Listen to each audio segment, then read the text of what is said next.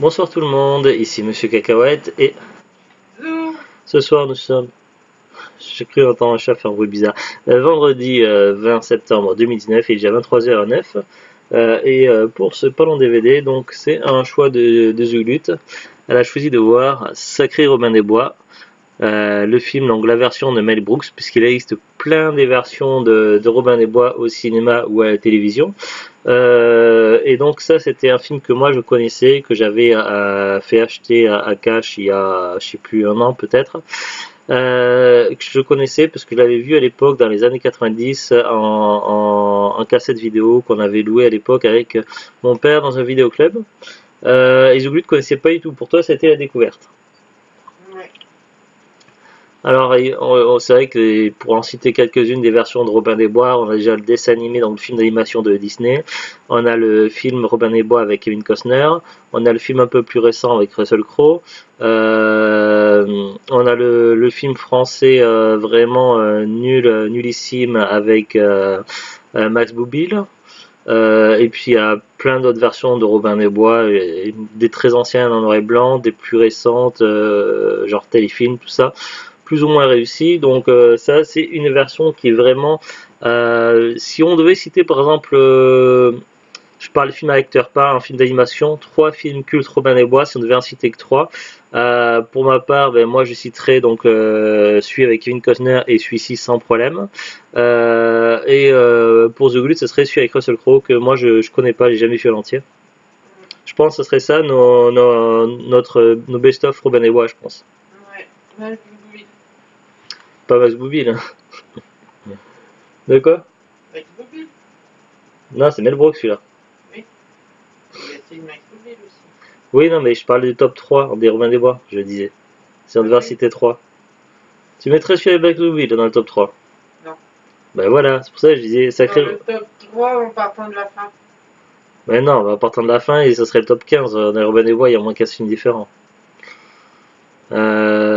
Oui, bon, du coup, on sait pas alors. Moi, je disais que nous, on voterait pour Sacré Robin des Bois, le Robin des Bois Kevin Costner et celui de Russell Crowe. Oui. T'es d'accord ou pas? Pas forcément dans cet ordre-là, mais oui. Oui, non, mais voilà, non, mais pour en citer trois. Non, parce que voilà, ça fait 2 minutes qu'on bloque dessus. Je suis désolé.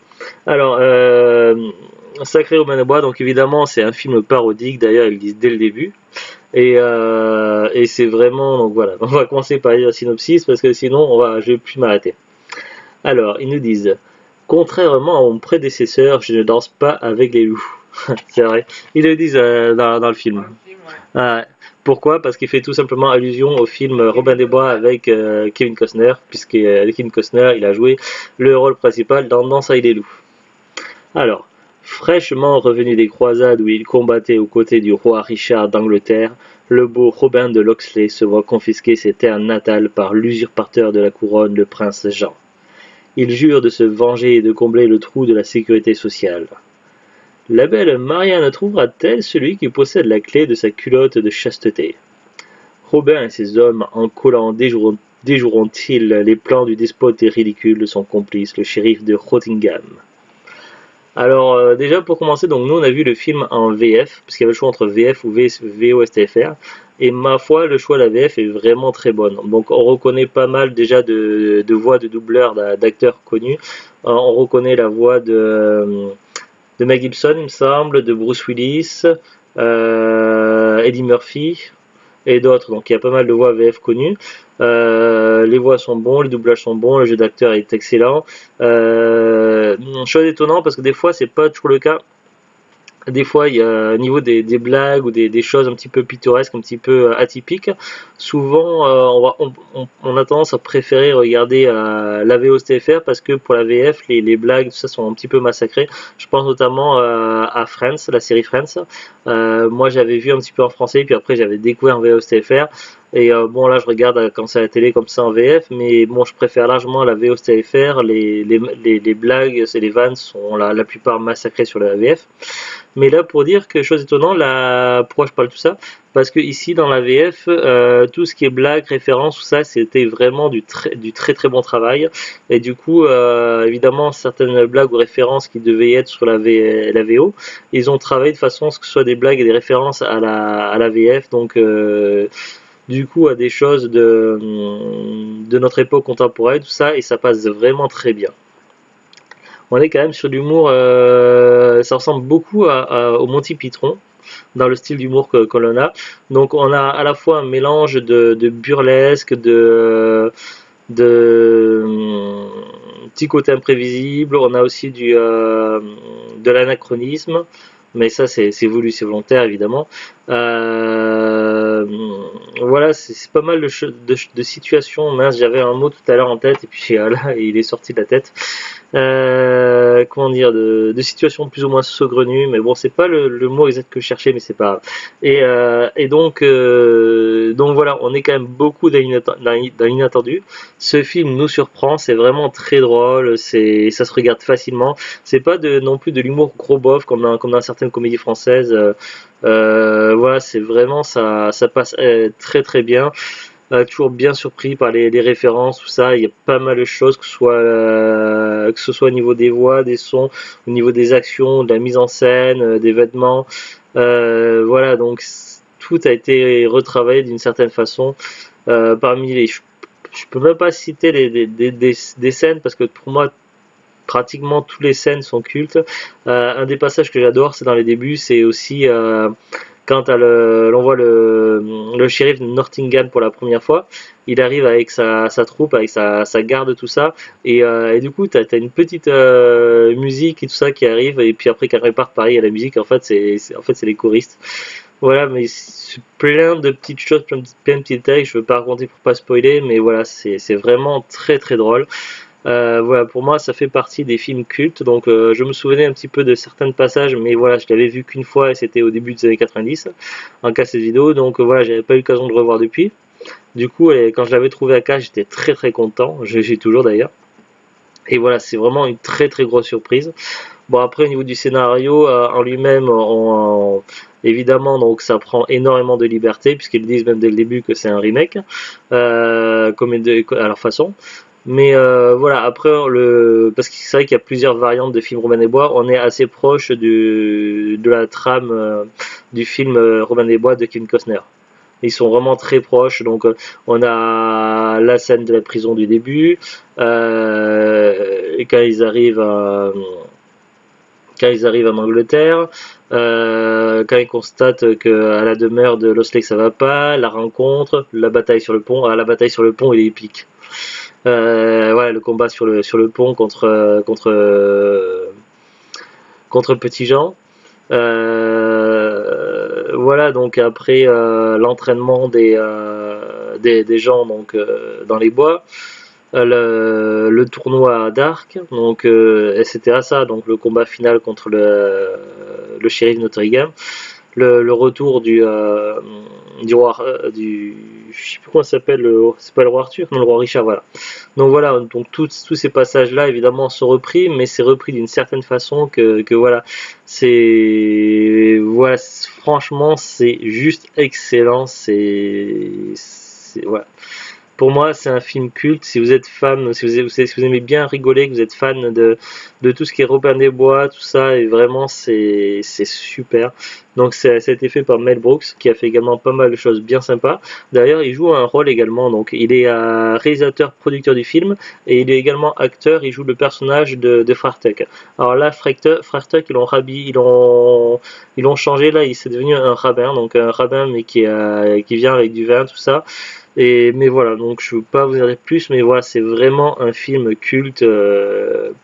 Pour moi, c'est le film à avoir absolument dans son étagère. Voilà, c'est le genre de film à voir et revoir un milliard de fois. Donc, je sais pas si tu as des choses à rajouter. Non. Tu t'es pas mal laissé surprendre par le film, tu as des choses que tu t'attendais pas. Après, au bout d'un moment, tu t'attendais à ce qu'il y ait quelque chose qui déraille, mais pas forcément Oui. quoi. Non, mais faut pas essayer de comprendre. Et puis il y a pas mal de références, de clins d'œil. Ah oui, puisque c'est, je crois, ouais, il y a plusieurs studios. Dans là, il y a marqué Gaumont présente, mais il y a aussi l'histoire de la 20th Century Fox. Et il y a une référence également dans le film là-dessus qui est vraiment sympa. Avec des sons, des trucs tellement improbables. Voilà, j'ai découvert qu'un renard, ça faisait un son de dauphin. Donc voilà, c'est juste pour citer un truc, mais bon, voilà, je veux pas citer trop de trucs pour pas spoiler, mais c'est voilà, c'est juste, c'est monstrueux ce film là. Alors on va regarder un petit peu donc Wikipédia s'il nous dit des choses. Alors Sacré Robin des Bois ou Robin des Bois héros en collant au Québec. Le nom du film américain c'est Robin Hood Men in Tide. C'est une comédie parodique franco-américaine réalisée par Mel Brooks en 93.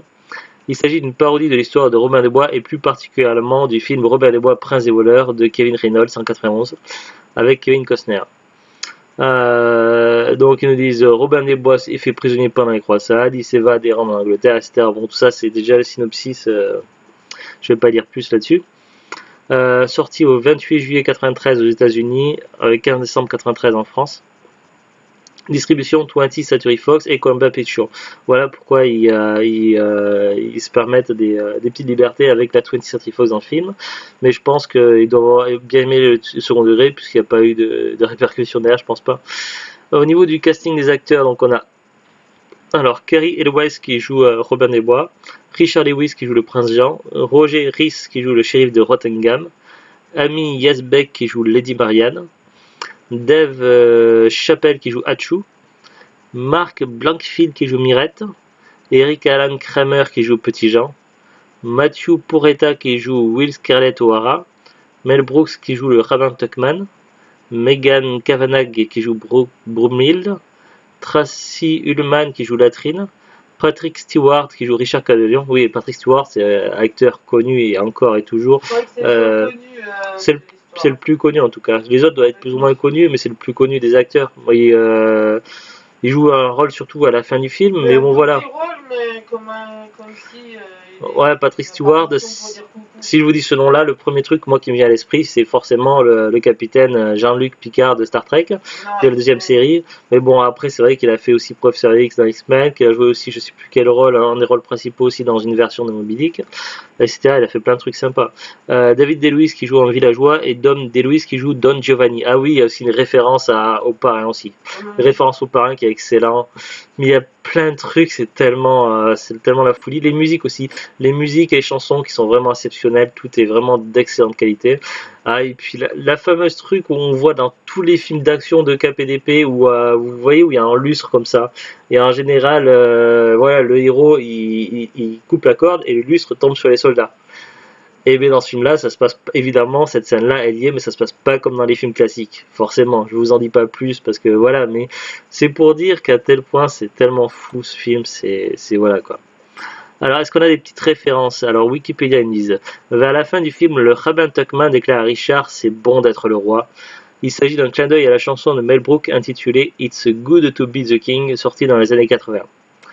Vers la fin du film, quand Robin nomme Hachu comme nouveau shérif, tout le monde est surpris car ce dernier est noir. Hachu réplique alors « Ça a bien marché dans Le shérif est en prison ». Cela fait référence au film de 1974, Le shérif est en prison, également réalisé par Mel Brooks. Ah, je te l'avais dit ça, Ouais. Vers le milieu du film, lorsque Robin essaye de sauter sur son cheval et se rate de justesse, Hachu lance en se moquant Oh, white men can't jump. Oh, les blancs ne savent pas sauter. Référence au film de 92, Les blancs ne savent pas sauter. On notera au passage une légère différence sur la version française européenne où Hachu dit les blancs ne savent vraiment pas sauter. Oui, c'est ce qu'on a entendu dans le film. Robin déclare Je suis Robin des Bois, le vrai, et contrairement à mon prédécesseur, je lance pas les loups pour se moquer de Kevin Costner, oscarisé pour Danse avec les loups, sorti en 90, 2 ans avant Robin des Bois, Prince des voleurs, 91. Que Sacré Robin des Bois parodie. Dans la version originale, Robin déclare que contrairement à son prédécesseur, il parle avec un accent anglais. D'accord, donc c'est ils ont fait une particularité par rapport au doublage VF ou VO. Très bien. Sinon, donc pour la disponibilité du DVD, donc nous on l'a trouvé à Cash. Cash était dans les DVD à prix classique, donc il devait être à je sais plus, c'est 1€ quelque chose, mais je sais plus c'est combien. J'ai un trou de mémoire. Généralement, un cash entre 90 et 99, 1,49€ ou 1,99€. Ouais, donc on avait dû payer maximum 1,99€, grand max. À savoir que le DVD est toujours commercialisé par Amazon, donc expédié et vendu par Amazon pour 7,99€. Bah, c'est un prix correct. Après, c'est sûr qu'il y a possibilité de trouver moins cher, mais faut du coup de bol. Parce qu'en dehors d'internet, franchement, moi c'était vraiment un gros coup de chance si je l'ai trouvé à cash.